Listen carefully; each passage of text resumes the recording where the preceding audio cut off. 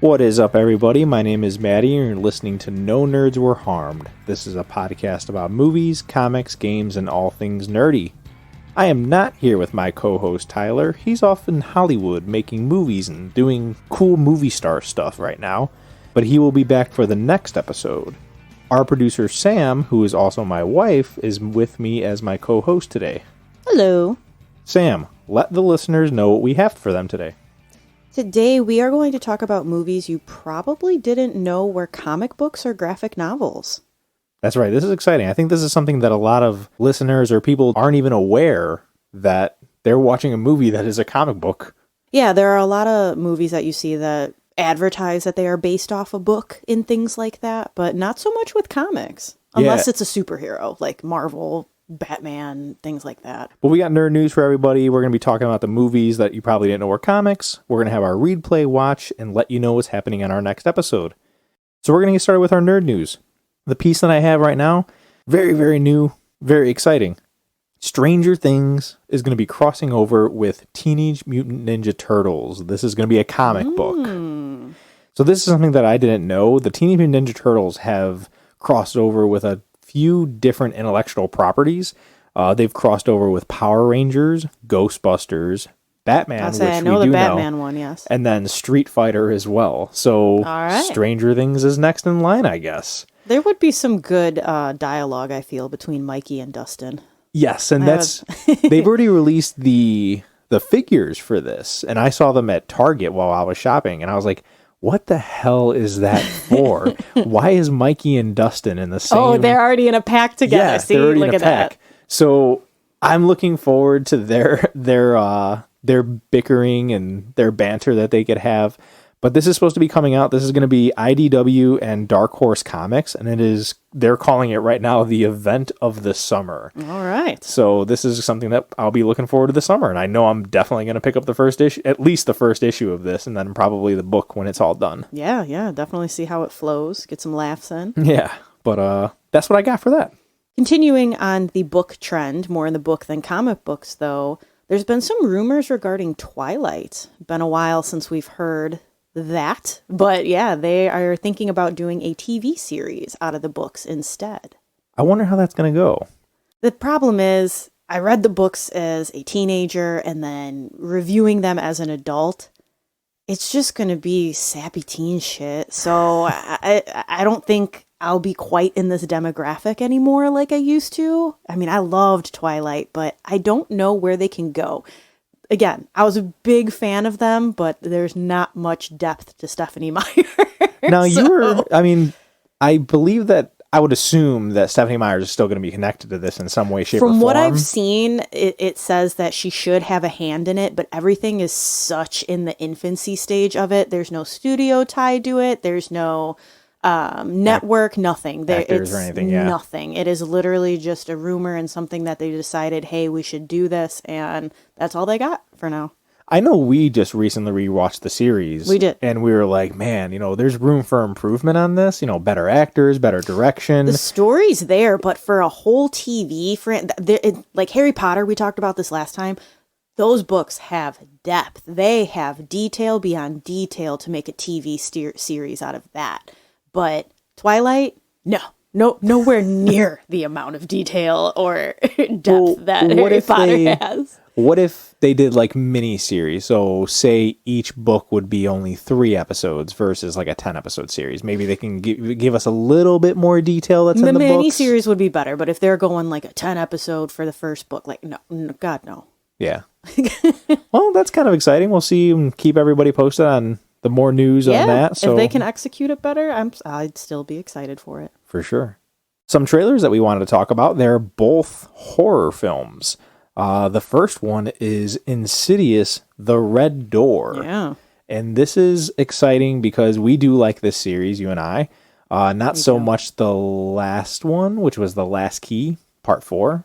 I think we only watched it once. That's how much. Yeah, that was a one and done, whereas the other 3 movies we have watched multiple times. Yeah, this is exciting because this is the one that's going to be directed by the main actor in this movie, Patrick Wilson.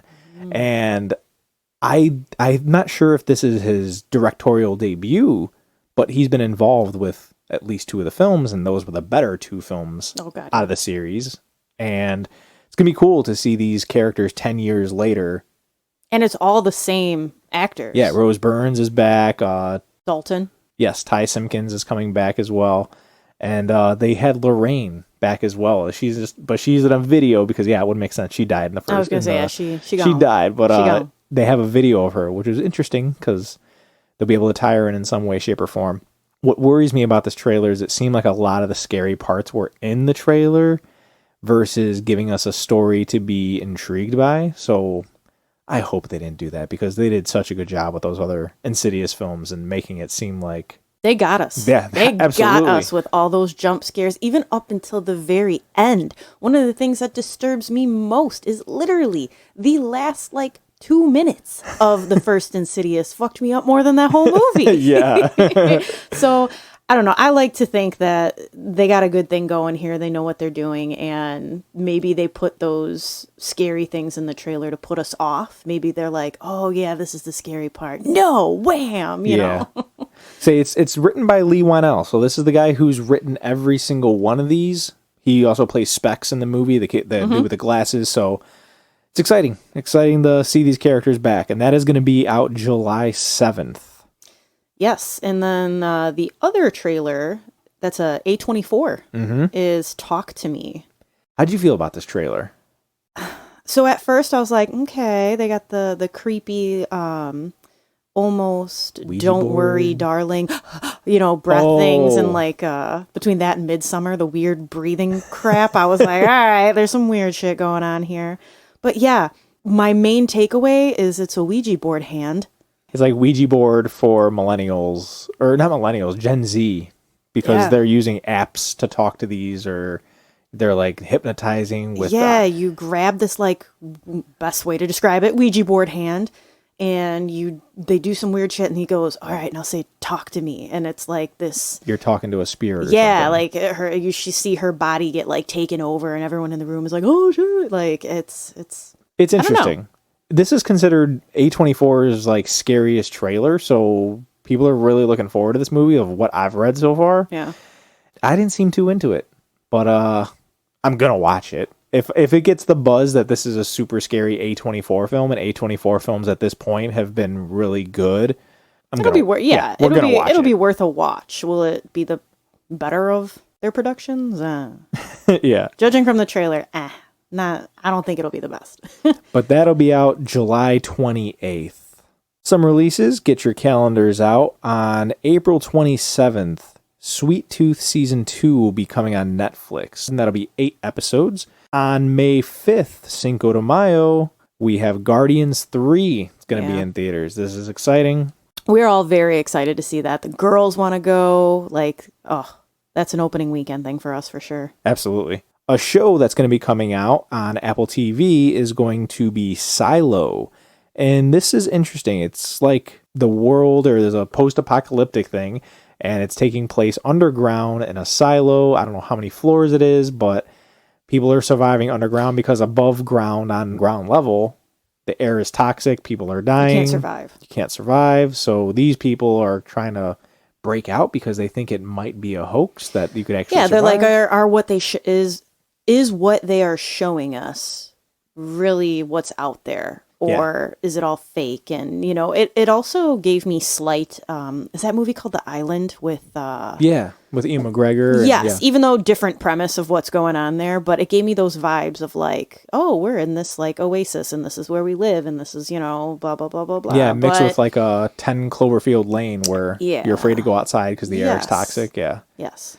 But yes, that's going to be a 10-episode series on Apple TV Plus. Apple TV Plus doesn't typically put out bad things from what I've heard. No. So this could be something to look forward to. And then the last thing is on May 12th, and it is called Still. Mm-hmm. And this is the Michael J. Fox documentary, and it's the trailer for it looks very moving.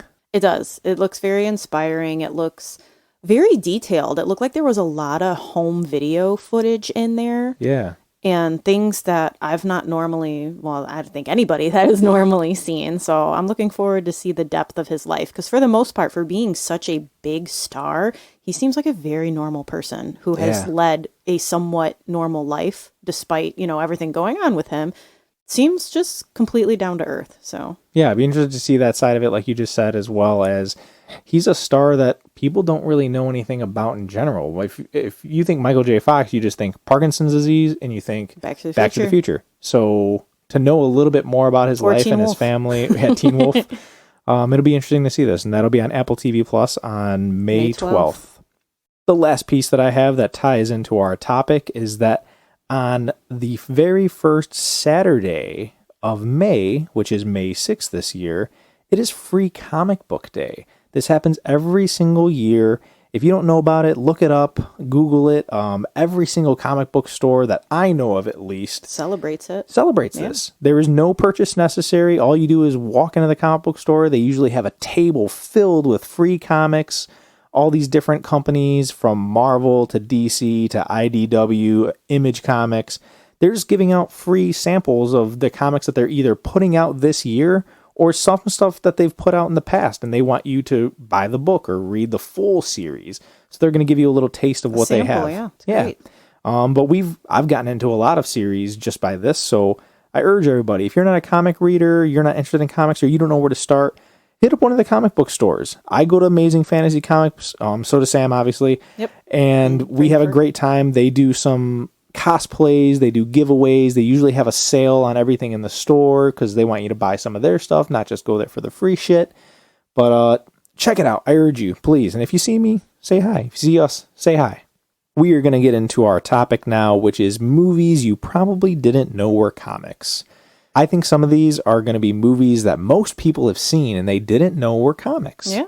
This very first one that I want to talk about was made in 1994, The Crow. This and Donnie Darko were like the emo movies of our time. They were. Everybody was like, yeah, did you watch The Crow? Yeah, I'm going to paint my face, bro. Like, yes. This has an 84% from the critics on Rotten Tomatoes and a 90% from the audience. So, I mean, those numbers talk. They do. So this movie is about a man and a woman, and they are murdered on Halloween Eve. And 1 year later, the husband comes back to life. There is a crow that grants him powers of invincibility, and he just can't be hurt. And he's there to seek revenge on these people who have murdered him and his wife. Yeah, get to the bottom line of it. And that's it. That's all I want to tell you guys, because if you haven't seen it, you have to see it. It's so good. It's peak 90s. And this is a superhero movie in a way. There's some really cool scenes in this. The look of it is very dark. I did look up, because I did not read this. This is where I'm going to get into the comic talk. This is made by James O. Barr. I don't really know anything else he's done, but this book was made in 1989. It was from Image Comics, and there's more than 45 issues of this comic. And what's great about it is I did look up some comparisons, and it is very comparable. They look great next to each other. You could definitely see the inspiration of what the movie went for in 1994. So, like I said, I urge you, if you have not seen this movie, check it out. It's fantastic. The pain, the revenge, the sorrow, the crow. Next up on our list, it is from 2007. This is 30 Days of Night, one of my personal favorites in the horror genre. It was directed by David Slade, has a 51% on Rotten Tomatoes, 56 audience score, which I'm surprised it's not a little higher. Yeah, it's a solid movie. They're surprising numbers. They are. So this movie, it is based in Barrow, Alaska. And the thing about Alaska is they have a solid month of darkness every year. Most people leave the town, but of course some townsfolk stay behind, for upkeep. However, one of these months, a vampire clan heads to the town to get their blood sucking on.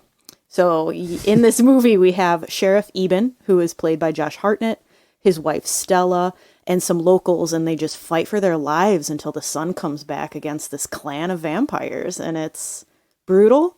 It's gory. It's so good. It's a very dark movie. Yeah, it's cool because, like you had said, vampires come to this town. What do vampires hate? Sunlight. Yeah. what do they strive on? Fucking darkness. And this movie gives you your 30 days of night. And Perfection, it is fucking awesome. Like you said, it's a dark movie. The cast is great. The effects are awesome. It all seems like practical effects, just like The Crow. Practical effects. Nothing in this is like big budget Avengers CGI shit that's going on. And that's what makes this movie so good and so unique in its own way. Because it has a touch of reality to it. It does. You look at it and you go, oh shit, this is happening. As much as I want to go to Alaska, yeah, it's like a what it makes would you do? second guess yourself. Yeah, you put yourself in their shoes of like, what the fuck do I do when I can't have sunlight to kill these things? Crucifixes? I don't know. Yeah, Holy water? Where's all the silver? Where do we keep the silver? Yeah, so the comic was made in 2002. Like Sam said, the movie came out in 2007. The comic came out in 2002, and it was written by Steve Niles. Steve Niles did a Batman run in 2008. This is an IDW comic. It is 3 issues, I believe. So doing research, it's 3 issues. I think they mean volumes because I did read the first 2 volumes of this, and it's really good. Comparable to the movie, just like The Crow. So good. The colors, everything works in it. It's kind of more scribbled. The art, it's not perfect, so it does seem darker and grimmer than the movie. It gets that eerie vibe. Yeah, but it's almost looks like it's all black and not white, but like black gray with a little bit of blue mixed in. Okay. With smears of red for blood, and it just pops off the covers and pops off the pages so well. It's really good. You haven't read it, but I do urge people to read this because it's really fucking good. The next movie we're going to talk about is A History of Violence. This movie came out in 2005. It has Viggo Mortensen and Ed Harris is in it. So this movie is about Viggo Mortensen's character, and he owns this diner in this small town, and these 2 dudes walk in. They just look kind of sketchy, mafia type guys, and they go to rob this diner. And when they rob the diner, Viggo Mortensen kills them. And this isn't giving anything away. This is all in the trailer. But when he starts getting the stardom and getting his picture in the paper, these other mafia guys come to this diner, and it's played by Ed Harris's character, and he's like, "Do you know who you are? You have no idea, huh? You're this big mafia dude who used to be a hitman and blah, blah, blah. And you come from the mafia background. So it's crazy that you're here and you think that this is your life because this is not your life." So this movie has an 87% on Rotten Tomatoes from the critics and a 76% on Rotten Tomatoes from the audience. 87 is a pretty high number for people who haven't seen this. A lot of people who haven't seen this movie. I know I have seen it. The book is done by John Wagner. What's interesting about John Wagner is that he actually made Judge Dredd, and Judge Dredd is an older comic book character. This is made in 1997 from Vertigo Comics, who is also affiliated with DC, and it's just 1 book. You don't have to go pick up multiple issues. This is just a 1-book thing. Check it out. I don't know. I did not read this, so I'm not sure how well of an adaptation they did, but I know that I really like the movie. This is, like I said, the cast is really good. Ed Harris still can't be a good guy. Yeah, to save his life. Oh man, I'm trying to think of a movie. I know there's a movie on the tip of my tongue that I'm like, man, he was a good guy in that movie. I want to say it was like a NASA movie of some type. He's just got a bad rep, man. Damn, I wish I knew the movie. It's gonna come to me by the end of this episode. I swear. So our next movie is from 2002. It is Road to Perdition, starring Tom Hanks. This movie has an 81% on Rotten Tomatoes and 86% audience score, so pretty high. Tom Hanks' character, Mike Sullivan, typical mob dude. He's good at his job, and he works for this dude, John Rooney, but Rooney's son, played by Daniel Craig, so it's interesting to see him before he was like, the big face of Bond. Exactly. Yeah. He's kind of a dick, his son. He's very jealous because Mike is very close with his dad. His dad thinks highly of Mike and kind of is like, you're my right-hand man without being my right-hand man because my son is just there by default. So anyway, there's already some ill feelings there. But flash forward, Mike's eldest son ends up seeing something he shouldn't have seen. He witnesses a murder, and the piece of shit son uses that as an out to go after Mike Sullivan and his family. Yeah. So some horrible things happen, and they pretty much have to go on the run. And this story is about him and his son facing the truth, getting their revenge, and finding some self-discovery. Yeah, I'm actually shocked by the numbers. This is the movie that we watched recently. Yeah, it was about a month ago. To do some research for this episode. Yes. And I wasn't the movie's good. The movie's well done. I just don't buy into the motivations. I know the motivations of Tom Hanks' character. I just don't get why I'm supposed to care about his character. Because at the end of the day, he's still a murderer, just like everybody else. He's a bad guy that I'm supposed to feel sorry for. So that's the biggest problem that I had with it. But it is still a good movie. I'm not saying anybody don't watch this movie. It is good. It's Tom Hanks. It's very dark. It's very sad. There's so much death and heartbreak. I'll probably never watch this movie again, but it did have good acting, and it is worth at least one watch. Yeah, so the comic is done by Max Allan Collins in 1998. Like Sam said, the movie came out in 2002. Max Allan Collins is actually behind Dick Tracy, which is a very well-known comic book as well. He also, this was really cool, something I didn't know about Max Allan Collins is that he helped out with the origin story of Jason Todd. So Jason Todd was just a character, but to give him more backstory, he wrote some of it. So I'm like, oh shit, this is something that I think Tyler would have been excited to know, that because Tyler loves Jason Todd. So yeah, he helped write some of the origin story for him. And for the Road to Perdition comic, this is 6 books. And this is from Paradox Press back in 1998. Which is also owned by DC now. So you're not going to find it by that. But if you want to look it up, you could absolutely look up the 6 books of Road to Perdition. The next movie we're going to talk about is V for Vendetta. This came out in 2006, has a 73% with the critics, and has a 90% with the audience. I really enjoyed this movie. I saw this movie when it came out in theaters with my Uncle Don.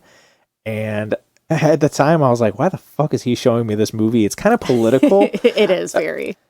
So this story is about a different world of Britain, and it's ran differently politically. And this character V, who most people know that mask of this story and know how he looks, is trying to overtake the government. And Natalie Portman's in this movie as well, and her character kind of gets intertwined with what's going on. So V and her are kind of these faces of rebellion, if you will. Yes, exactly, rebellion. And it's just it's a cool story. It's good action. It is dull at times, but overall, it's a great film. Hugo Weaving's in this movie as well with Natalie Portman, and they work very well together. There's good mystery behind it. It's just, I love this movie. It is. The thing that makes this movie so great is the true mystery of V, because you never find out who he is. That's not a spoiler in any way, but like you never find out who he is, but you can't help but relate to his fighting spirit. Is he insane? Is he a political underdog mastermind? A little bit of both? Yeah. I don't know, but it is a good movie. It's a good watch. Yeah, you do get his a little bit of his motivations in the movie because there's a cool flashback. So the comic is written by Alan Moore, and most comic book fans will know this name because he wrote Batman the Killing Joke, which is arguably one of the best Batman comic book stories ever made. Everyone knows that. But this was made in 1982, and it's 10 issues, and it's from DC. So if anybody wanted to go look this up, if you wanted to stop at a comic book store, you want to look it up on Amazon, V for Vendetta, 1982, check it out. Which brings us to a couple years later in 2008 with Wanted. This is about Wesley Gibson, who's played by James McAvoy, and his life just sucks. His life is miserable. He works in an office. Socially, things aren't going great for him. But after his estranged father is murdered, he meets Fox, played by Angelina Jolie. She recruits him into something called the Fraternity. It's like a secret society of assassins. And they say that they take orders from fate itself. So it's a little confusing to follow at first, but it's such a fun ride. So Fox and Sloane, played by Morgan Freeman, the fraternity's leader, they teach Wesley how to tap into his powers. Mm-hmm. It turns out that his anxiety that he has and all these things are actually just him producing adrenaline at crazy speeds. And although he enjoys his newfound abilities, he begins to suspect that there is more to the fraternity that meets the eye. So, lots of twists and turns in this movie. There is. Every time you think you got it figured out, you're like, oh, so I thoroughly enjoyed this movie. My biggest takeaway, I wish my anxiety gave me superpowers. Like, that sounds awesome. Instead, I have super awkwardness. That's only because if you had the powers, though, you'd just you would vacuum. There'd be vacuum lines every day. Yeah. Just weird housewife mom Everything shit. would be done. No, this movie has a lot of great action. Angelina Jolie's hot in this movie. James McAvoy's being all like, hey, it's just a fun time. Star-Lord's in it as well. Chris Pratt's in it he plays his coworker who sleeps with his girlfriend. Yeah, God, yeah. Briefly. Now look at him. Now he's everywhere. Now he's Star-Lord. We can barely cover a movie without being, Chris Pratt was in this. Yep. It's been a busy month for him. It has. This movie has a 71% on Rotten Tomatoes and a 69 on, for the audience score. But this is a good movie. I remember seeing this in theaters, also with Adhan. I think that he was just showing me all the comic book films at the time. He was just a designated moviegoer. He was. It's all good. But yeah, he showed me this film in theaters, and I enjoyed the shit out of it. And it makes sense seeing where the comics came from. Yes, so the writer of this comic, or the creator of this comic, is Mark Miller. And the comic came out in 2003. Mark Miller is behind some kick-ass stuff. I say that with pun intended. Yes, Mark Miller wrote Kick-Ass. He wrote Kingsman, and he also wrote Old Man Logan, which I know people jizz all over for. I haven't read it, but I know people love the Old Man Logan storyline. I mean, that's just a fucking lineup. That's a resume right there. It is. But it makes sense, because with all the action that's in Wanted, you can see the roots of what became later into Kick-Ass and Kingsman. Oh, yeah, it's absolutely. Great. Yeah. Which, side note, Kick-Ass is also something that is based off of a comic book. So if you've seen that movie... As well as Kingsman. As well as Kingsman, yes. But they had more superhero elements to them that I was like, you know what, we're not going to talk about those. So just for people who are waiting for us to talk about those ones, we're not gonna. We also did cover Kingsman at the very beginning of this No Nerds Were Harmed journey. So go check that episode out if you want to hear some more input on that. But this was done by Top Cow at the time. This was the studio behind the book. And it is 6 issues for Wanted. So if you want to check that out, look up Mark Miller, 2003, Wanted. Here comes the Men in Black. Yes, the next one we're going to be talking about is Men in Black. This one surprised me. I did not know that this was based off a comic. Neither did I. Neither did I. But I'm like, it makes so much sense that it would be. Yeah, we barely got to talk about the backstory or a little synopsis of this. No, I feel like everybody knows what Men in Black is. So Men in Black came out in 97. This movie's got a 91% on Rotten Tomatoes. It has an 80% for the audience score. It is about Will Smith's character and Tommy Lee Jones' character, and they are the Men in Black, and they just defend the world against aliens and other creature-type things that are trying to harm the Earth. And this is the origin movie for Men in Black, because it shows how Will Smith becomes Agent J. Yes, so I saw this movie when it first came out, 97, so I was 7 years old at the time. I remember loving the shit out of this movie. Yep. I think the toys were at Burger King. Yes, they were. I had those. Yeah, I saw this movie when it came out too. And I remember getting real excited to get all the toys. And this movie is just so fun. Like, Will Smith and Tommy Lee Jones's chemistry is fantastic. Their banter is just great. Aliens blending into the real world with mind swipes. It's what Tom DeLonge has wanted all along. Like, it's just... I never realized that Vincent D'Onofrio was the bug guy. He's the main character, the bad guy in this movie. Because I'm like, oh my gosh. At the time, you don't know who Vincent D'Onofrio is. But then you're like, oh my gosh, he's the Kingpin. He's the new Kingpin for the Daredevil show. And you're like, this guy was in Men in Black as the bad guy? This is nuts. Never forget where you come from. Yeah, so this is actually one that I like to show to the girls. I think this is one that's... We watched this very young. I was 5 and you were 7. So I think the girls can watch this movie. That's about exactly their ages now. So. We'll eventually get to that. Yeah.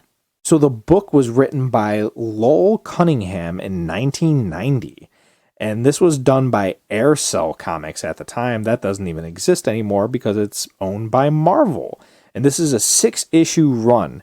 What's really cool about this comic that I've looked up so far is that in the movie, it's the Men in Black versus aliens. But in the comic book, it's actually like aliens as well as werewolves and zombies. Like all this shit exists, and it's a different type thing that we're seeing, which I haven't read the book. I can't recommend the comic book in any shape or form. I don't know how it was, but I do like that they just stuck to aliens, because if they would have thrown in some zombies and shit in the movie, that'd have been a little too weird for me. That's what Disney Channel original movie did, man. They got zombies, and then in the Zombies 2, they introduced werewolves, and then by 3, they brought in the aliens. So maybe someone that works for Disney Channel original movie read this comic and was like, we need to make this happen. Yeah, let's just do them all separately. Let's ease everybody into it and add music and shit. This did have an animated series as well that I did not watch. I did not watch the Men in Black animated series, but I knew it existed. I think it had a few episodes, so it was somewhat successful. All right, now we're going to talk about Snowpiercer. This is 2013 by Bong Joon-ho. It has a 94% on Rotten Tomatoes. Audience score a little less at 73, which I agree with.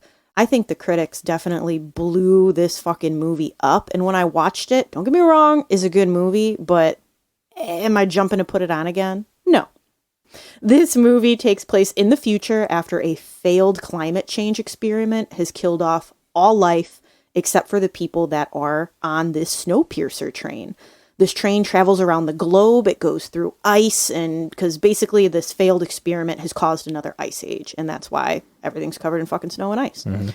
The poorest residents live in the back of the train, and this whole movie is about them battling their way to the engine room to fight the elite class and pretty much be like, hey, shit's not fair. Yeah. I disagree with you on the numbers. I think this movie is fucking fantastic. This is the highest Rotten Tomato score. Yes, this is the highest Rotten Tomato score that we have at 94%, and I fucking love this movie. Is it my favorite off of this list? Yes, it absolutely is. I'll say, no, it's not my favorite off this list. So Bong Joon-ho is also behind Parasite. He's behind great films. I think Parasite's a better movie. Oh, shit. Fuck no. Yeah. Hell no. Parasite's great. I love Parasite, but like the Snowpiercer, twists and shit in Parasite, I feel like that shit's better. So this is story-wise. Unfortunately, this is another movie where Ed Harris is the bad guy. Yep. And I did just sit here and look up where he was good in. He was good in The Truman Show as well as Apollo 13. He was Truman. No, Houston. He was Houston. I was like, wait, Truman? Truman is the name of Billy Bob Thornton's character in Armageddon. Yeah. I was thinking another NASA movie. But yes, so he is a good guy twice. He's got two. But yeah, so Chris Evans is in this movie, and he's awesome. He's one of the renegades that are or rebellion characters who are trying to get to the front of the train, and Ed Harris's character is at the front of the train. Yeah. So really cool aspect of this movie that a lot of people, class system. It's a lot of people should watch this movie. I think it is. It's classic power class struggles, but. And don't get me wrong, I like the premise of this movie being the result of us trying to stop global warming. I think that sends a message to us as well as humans. It's good. Acting's great. But who the fuck builds a train that goes around the entire world? Like, who built the train if everybody died in the Ice Age? How'd they have time to build a fucking train that went around the whole world when the world was covered in water and stuff? Why did everyone go along with the train can't stop for so long? How didn't everything just freeze? Who's upkeeping those tracks? Like... there had to be wheel slip conditions. I know it's a movie, but these are the things that go in my mind. And I'm like, no. I believe that when they said the experiment goes wrong, that they had like a deadline. Like they knew when the Ice Age was going to actually hit. Everybody needs to work on this train. Yes, they did. I like how that was the answer too. Like, fuck, the Ice Age is coming. We need to build a train. What? All right, I do see your point, but this is the fucking better movie. This is the better movie. Whatever. Eat shit. It's a good movie. I'm not saying it. It's just, yeah. So the book is made by, I'm going to butcher this because it's a French thing. Jacques Loeb, I believe. Oh, I'll help you out. I was going to say Joaquis. No, this is Jacques. Okay, so Jacques Loeb. And this was Jacques Lab. Yeah, Jacques Lab.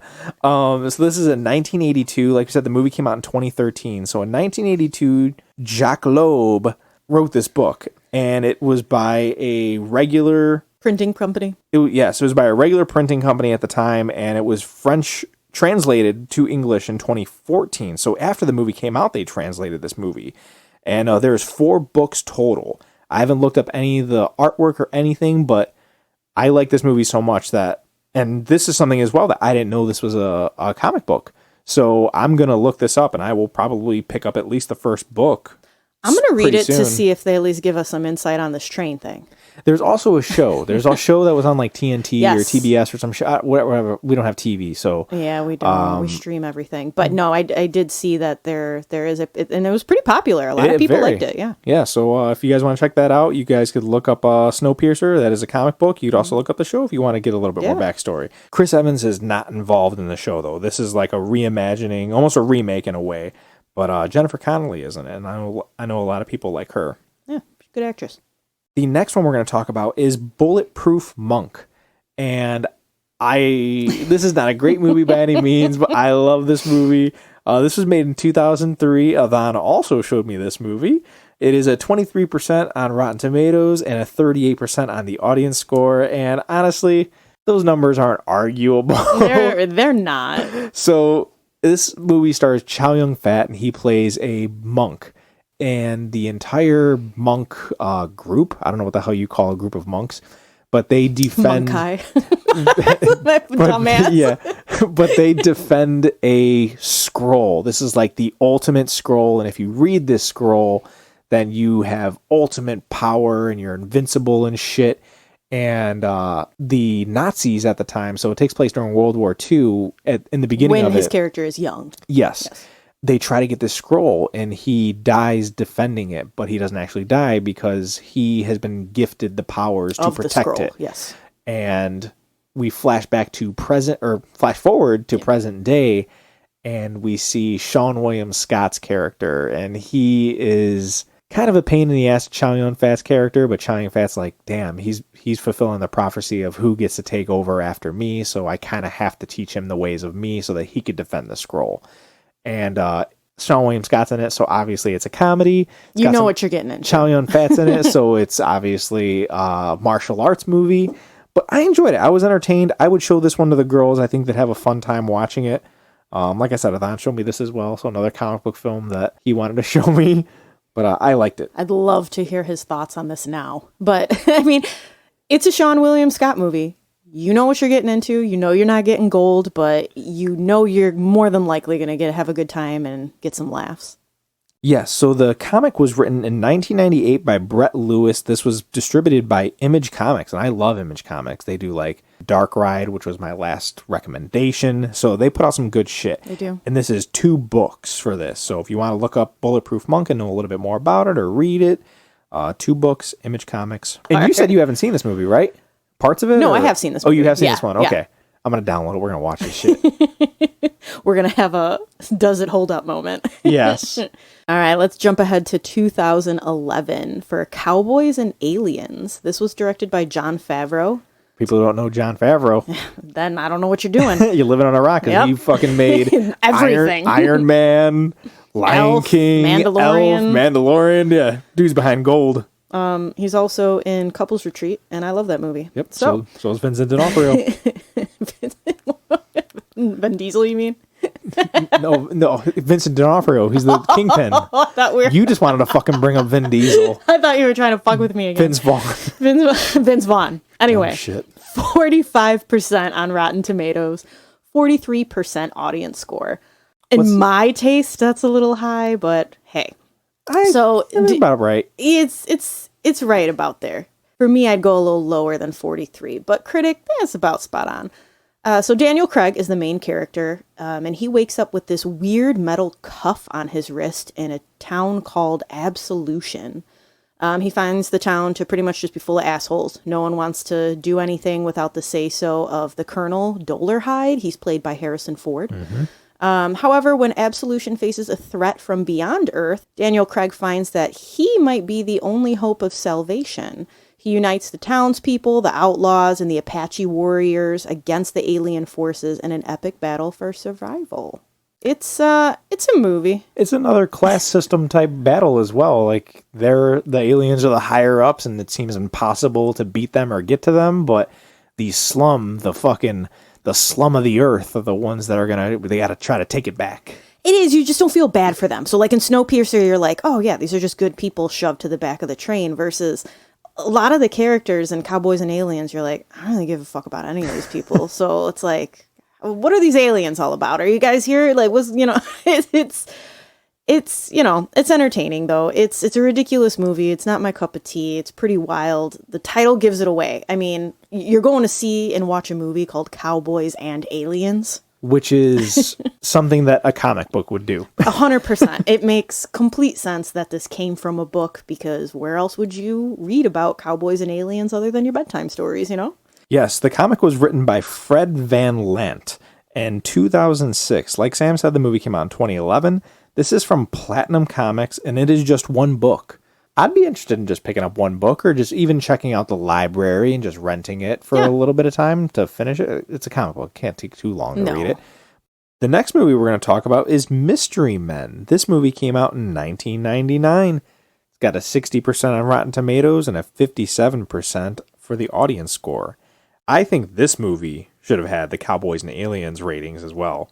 60% is fucking high for this movie.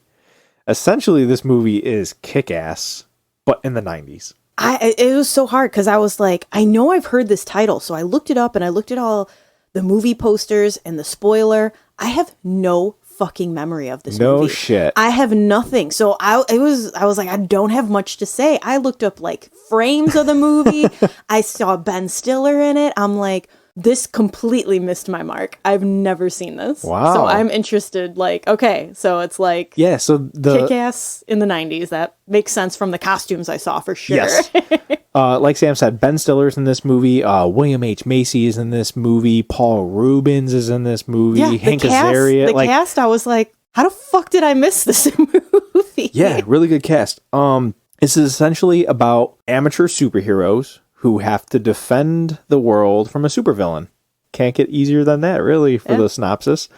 I saw this movie in theaters. My dad took my brother and I, and we loved it. It looks like a colorful movie. It looks like just a fun, colorful, not a great movie, but for kids, definitely a good time. Which is interesting that you say that. Like, it's been, probably 15, 20 years since I've watched this movie, so maybe we'll have to show the girls and I'd give them a try at this movie, because I don't think there was nothing like too many adult things that happen. It's just action and jokes, stupid jokes. We'll give it a pre-watch, make sure. Yeah. So the book, I couldn't find too much on. I know it was by Fox Feature Syndicate in 1939. Wow. So, and then I talked to Mike from the comic book store from Amazing Fantasy, and he said it was actually based on the Flaming Carrot.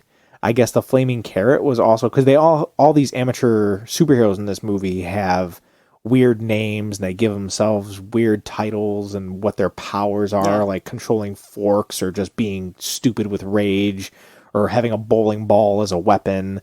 So, I mean, it's just a weird concept and all. But yeah, so the Flaming Carrot was one of them that was inspiration for this. And yeah, there's 31 issues to Mystery Men. But if you guys want to check that out, Mystery Men, Fox Feature Syndicate, 1939.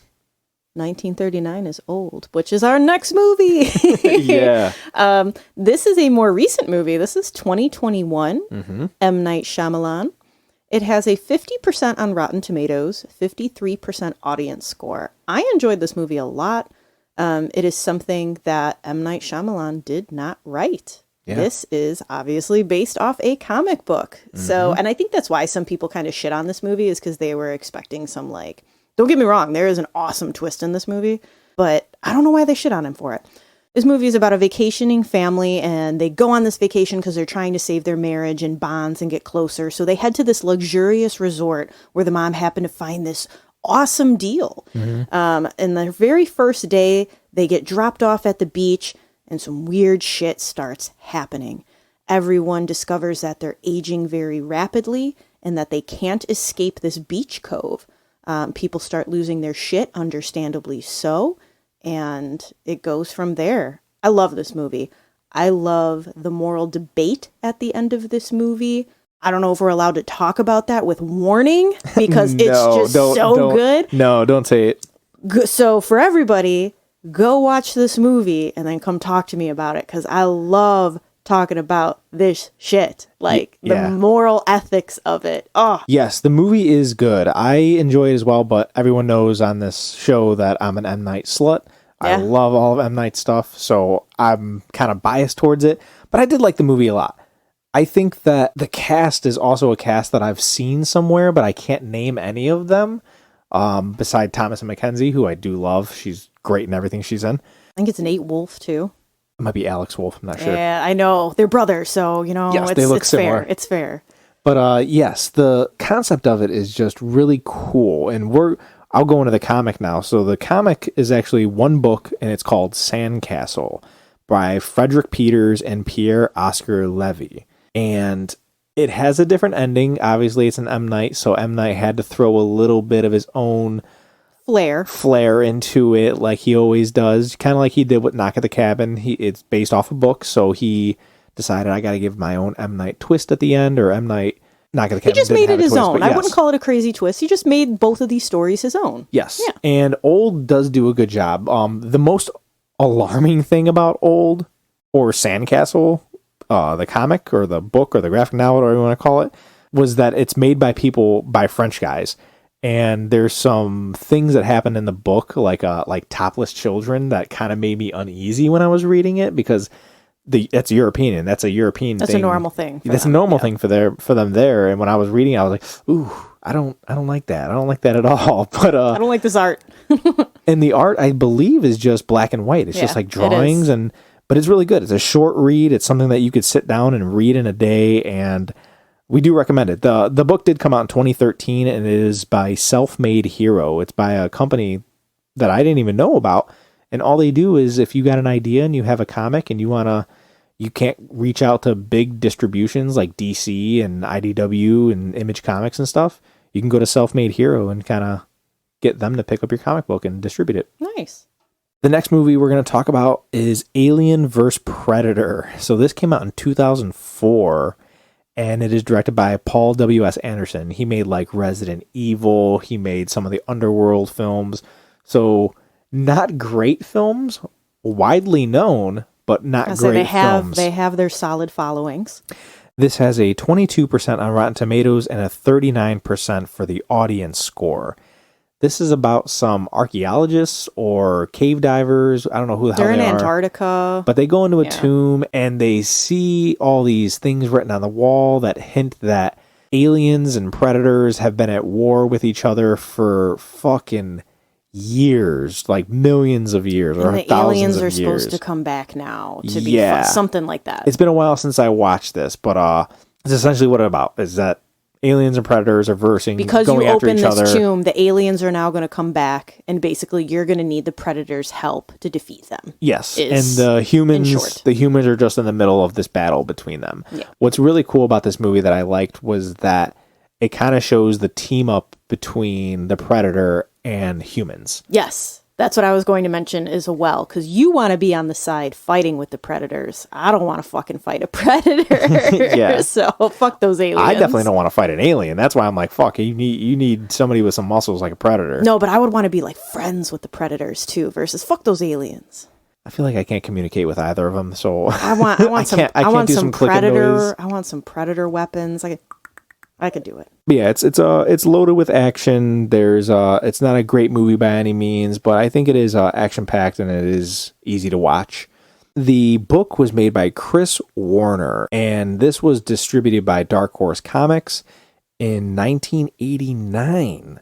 So it actually goes back further than I thought it did. And there's 25 plus comics, so there's actually quite a few of them that I had no idea. So that was interesting, because I knew Predator had its own thing. I had no idea if Alien had its own comics, but Alien vs. Predator dates back to the time of fucking the first Predator movie. Yeah. Which is pretty interesting. So yeah, look that up if you want to read some Alien vs. Predator comic. Next one is a personal favorite in this household. Big Hero 6. 2014 animation. This has the highest matched ratings together, where they're actually just about dead even. Yeah. 90% Rotten Tomatoes, 91% audience score. Yeah. This is a fantastic movie. Mm-hmm. It is about Hiro Hamada and his brother Tadashi, and they are both just geniuses. And Tadashi makes Baymax, and he is a self-care robot. He is basically a walking nurse that is there to take care of your needs. Are you satisfied with your care? I'm sure everybody has heard that voice somewhere. If you haven't heard that voice, you've definitely heard ba la la la. Yeah, you know something from this movie for sure. So, of course, in Disney fashion, something tragically happens to Tadashi, which causes Hiro and Baymax to form this bond. Baymax, trying to take care of Hiro, notices that he's sad. You know, his mental health depletes. So he calls on Tadashi's friends to come and help Hiro out. And they form the Big Hero 6. I won't get into the details of who they're fighting in this movie and what they're going after, but it is such a fun time. You love all these characters, Fred, Wasabi, Go-Go, like all their names. You learn little things about them. It's Lemon. Yes, it's just fantastic. And they all make their own superhero powers because they're all so smart, and they go to basically the MIT. Gotta go to this nerd school. Yeah. Yes, it's like the MIT of San Francisco is where they live, which is also cool because you see San Francisco tied with Asian culture, and Tokyo, it's awesome. It is so cool. But they because they're so smart, they're able to make their own superpowers and apply their technology to real life. And it's a good time. Kids love it. There's laughs, there's cries. Maddie and I cry like a bitch watching this movie. Oh, yeah. We saw this on the cruise ship was the first time that we saw this. Yeah, right after we got married. Yep. And then I think this might have been one of the first movies that actually broke me, because becoming a dad has definitely turned me soft. I cried at a lot of shit now. But I think Big Hero 6 was one of the ones that was pre-children, and I was crying. So, I mean, it's... Every time we watched it, yes. too. It was bad. We were we got to stop watching this movie. We bought this movie. I remember when we went and bought this on Blu-ray, and we watched it, every day for 6 days or something. It was crazy. My mom was like, "You fucking watching this again?" I'm like, "Yeah, we are." We definitely got our money's worth. This was before we even moved into our house. Yeah, that's right.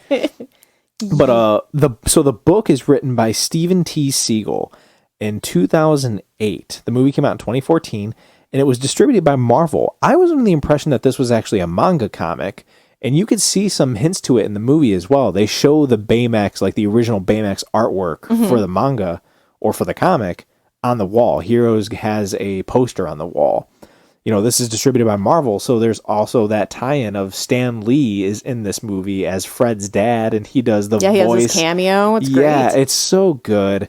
It also has a spinoff. It had the miniseries that came out on Disney Plus about Baymax helping others. Well, they also had a Big Hero 6 show. Oh, yes, they did. They did have a cartoon as well. So a couple different spinoffs from this movie. But there's at least 15 issues of the comics, because there's actually a few tie-ins with Big Hero 6 and that whole crew going into other Marvel comics. I can't remember exactly what comics those were. Yeah. But they were involved into their own Big Hero 6 comic. It was almost like the TMNT crossover. It is like the TMNT crossover. Yeah, they just tie them into and fucking everything. Back. Yep. And we're back. Here we are. Full circle for sure. But yeah, if anybody wants to check that out, it is at least 15 issues. It looks a little different because it has more of a Gundam Wing type style to it. Kind of like the comics or the anime, or I don't even know what Gundam Wing was, but I know that I've seen bots or minifigures, and it looks like that. So that's how I could use that to go compare. Off of. Yes, compare. The last movie we're going to talk about is one that I haven't seen, but Tyler hit me this, and he's like, this is one that I want to talk about for sure, and I did look it up. This movie's called Old Boy, and this came out, we're talking about 2003's version.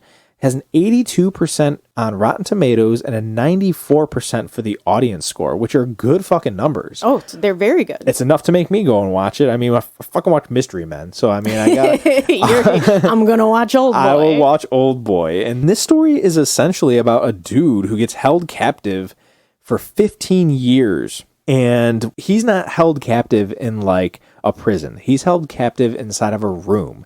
It's a hotel that rich people pay to hold people hostage. Oh, okay. So it's like a rich people prison. Like, hey, I'm going to pay you off to keep this person in this hotel for so long. Yeah, no, dude, I read the spoiler for this movie.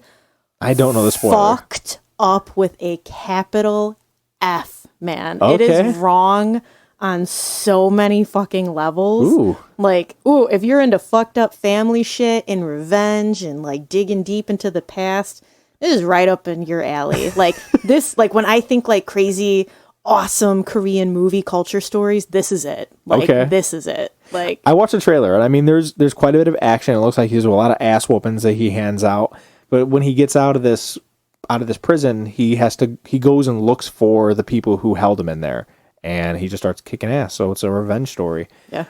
So the remake has Josh Brolin in it, and this came out in 2013, 39% on Rotten Tomatoes, 37% on the audience score. The book came out in 1996. Like I said, the movie came out in 2003, but the book came out in 96. It's 8 volumes, and it is a manga. It is a magazine as well, and it was distributed by Dark Horse Comics. So, I mean, if you want to get some more old boy in you... Oh, don't phrase it like that. if you'd like to read some more old boy... There you go. then check out Old Boy manga from 1996, 8 volumes. Some honorable mentions that I wanted to mention before we drift off into our read, play, watch. Richie Rich, the Macaulay Culkin movie. Richie Rich is a comic book. Who would have known? Well, I actually remember this being a comic. This is a newspaper comic. I was going to say, it had to have been a newspaper strip. Yes, Okay. It is a newspaper comic, which is also what leads me into the other one, which is Over the Hedge. Over the Hedge is an animated movie from DreamWorks. It's got like Bruce Willis. Yeah, it's a funny movie. Steve Carell does a voice. This is also a newspaper run? A newspaper comic, which this is one that is currently still going on. I'm not sure if Richie Rich is or not, but Over the Hedge is still going on. So if you want to check out some current comics on the newspapers, then check out Over the Hedge. Another one is The Mask. I love that Jim movie. Carrey. I was just talking to Adam from Does It Hold Up podcast, and he said that this is the movie that got him into Jim Carrey, and I was like, God damn.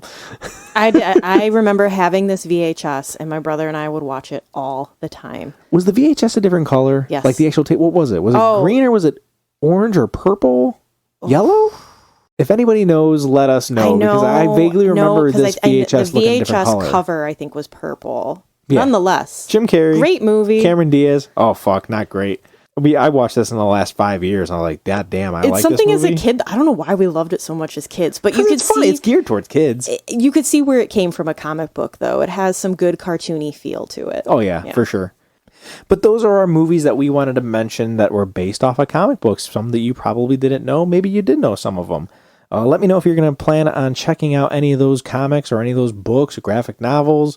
And if you have read any of them, let me know if you like the book or the comic compared to the movie. We are going to move on to our read, play, watch. It's going to be a little different this time around. Sam's going to take over the read. Yes. I have a read for everybody, and it is Wonder Woman Historia. This is a 3-issue run. It's more like a volume more so, but they call it issues. It tells the story behind the creation of Themyscira. It shows how much the goddesses despise and discuss Zeus and all of his sons. And each of these goddesses has their own clan, if you will, of Amazons that they pick up lost on the road in, looking down upon Earth. They find these women fighting poverty, escaping slavery, etc., and they band them together under different clans for all the different ones. Like there's ones for Aphrodite, etc. And then you meet Hippolyta, and you see her rise through the ranks as the Amazon group becomes bigger and bigger, and it's about her rising as queen, how the island comes to be. I don't want to go into too much detail because it is wonderful. The art in this book is stunning. It is amazingly detailed, and by the time you get to the end, it's awesome. You kind of pick and see where all these things came together, and it's within the last couple pages of volume 3 that you see it come together, and you're like, oh, that's the island. I highly recommend it. Lori at the Amazing Fantasy recommended it to me at first off of artwork, and then she's like, yeah, at first that's what drew me in, but the story's really good too, so yeah, go talk to Lori about it too. The book is available as well, so if you don't want to pick up the 3 issues, they are older now at this point, but there is a book that you could buy or purchase. Wait till Free Comic Book Day. Yeah. When it's 10% off or something like that. All right. What did you watch, Matty? So I watched Teenage Mutant Ninja Turtles, the 2014 version. I watched this with Zosha. It was just a day that we were eating dinner, and I was like, let's turn on something we've never seen. If we don't like it, then we only wasted 15 minutes during dinner time. But if we like it, then we could continue watching it. This movie ended, and I was like, Zosha, I don't hate this movie. And she goes, yeah, I kind of liked it. Thumbs up for me. So this is the version that a lot of people don't like. It's got 2014, Megan Fox. I think it's Will Megan Arnett. Fox that gets everybody. They just don't want to support Megan Fox. Did I like her as April O'Neil? Not really. I don't know why they did a brunette April O'Neil, but No, but the way it's played in this movie, I feel like you could have put any actress in her role and it would have played just the same. pretty much. Yeah, I mean, that's the vibe I get, but the turtles are funny. They are. I don't mind their animation. No, not at all. I like Will Arnett, he's always good with the quips. Yes. If they would have done regular suits, it would have been too much like the 90s Teenage Mutant Ninja Turtles movie. Yeah, because they keep that humor, which I like. Yes, and people would have been pissed about that they were like, oh, well, they did it better in the 90s. Copycat. They did CGI Turtles now. They gave Shredder... This is the biggest downfall. I didn't like the look of Shredder's suit. It was just too much. It was like a fucking Transformer Shredder suit. And then I didn't like the Foot Clan. The Foot Clan weren't like ninjas. They were like soldiers, and they had like bulletproof vests and machine guns. It was a little too G.I. Joe, yeah. Yeah, it was just too much. And Zosha and I are currently watching the second movie, Out of the Shadows, and the Foot Clan actually uses swords and stuff. So they're in... Shredder is more... They try to save it. They're trying to save some of it, but it's pretty cool. I did enjoy the first film. If you haven't seen the first film and you just kind of thought, I ain't gonna watch that, it looks like garbage, I say give the first one a try. If you don't like the first one, then come find me, kick me in the nuts, and tell me that I'm wrong. It wasn't awful. I'm not saying it's fucking great, but it's not awful. Our resident game player is not here, so we don't have any play for you guys, but we do have something that you all I've been doing is crosswords. Yes, that Maddie was like, how old are you? But we do have a listen for you all. This is our other podcast. Sam and I and our daughters have a podcast called It's Movie Night. Because every single Friday around here, it is movie night. So...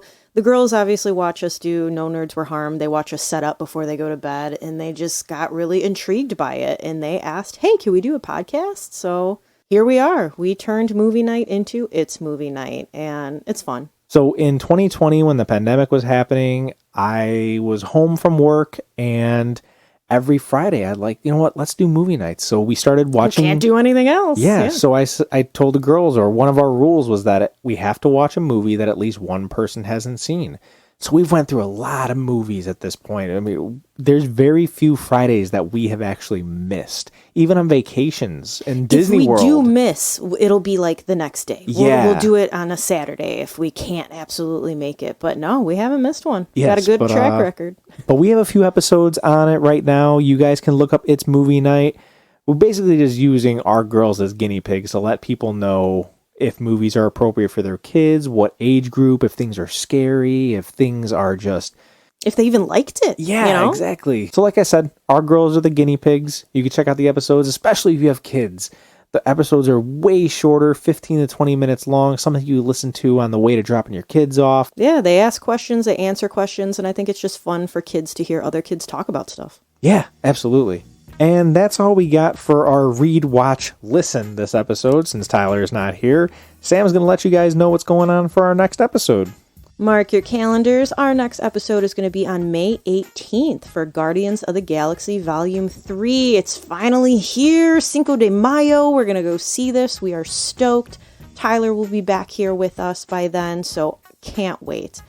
Until that next episode, you know where to find us. Come to our Facebook page. We're always posting our nerd news on there, our read, play, watch, if you want to find some of our recommendations that we have for you. Twitter has some of those similar posts as well. Twitter, we are at NNWHpod, and our Facebook page is just No Nerds Were Harmed. You can find us on any podcast form of listening, Apple, Spotify, YouTube, wherever you want to find us. For our gamers, go ahead and find Tyler on Twitch. He is Gambit the Goon. I don't know how much he's been playing this past couple weeks with filming, but I'm sure he'll be back at it as soon as he gets home. So yeah, if you're already listening to us, awesome. Thank you. We appreciate you. Tell your friends about us so they can find us and come talk to us about movies. It's our favorite thing to do. Absolutely. Shows, movies, anything, comics. That's right. And that's all we got for you guys. We hope you enjoyed the episode because we enjoyed making it for you. So until next time, stay nerdy. I'm Matty. I'm Sam, waitress on the Menjay.